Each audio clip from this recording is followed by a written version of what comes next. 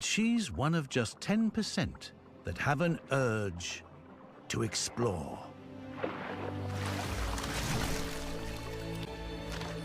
She launches herself onto dry land. It seems suicidal. But here, her gills can't work.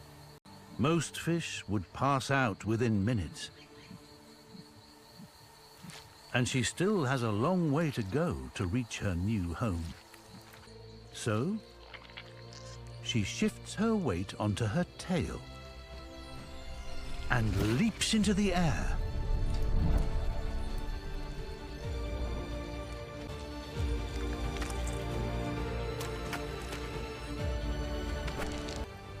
Until she reaches her new home.